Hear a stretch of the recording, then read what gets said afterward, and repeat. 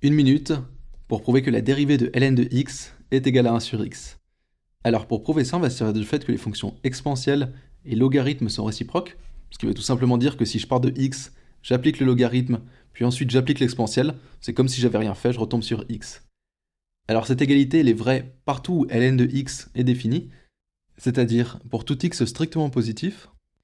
Et donc ce qu'on peut faire, c'est de dériver cette identité. Donc on obtient que la dérivée de exponentielle de ln de x, c'est égal à la dérivée de x.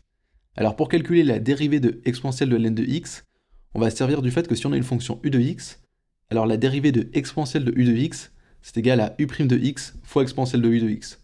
Autrement dit, on prend notre fonction u, on la dérive et on la multiplie par exponentielle de u de x, et on obtient la dérivée de exponentielle de u de x. Donc la dérivée de exponentielle de ln de x, c'est juste la dérivée de ln de x fois exponentielle de ln de x. Et la dérivée de x, c'est bien sûr égal à 1. Sauf qu'on sait que exponentielle de ln de x, c'est égal à x. Donc on peut remplacer. On trouve que ln' de x fois x est égal à 1.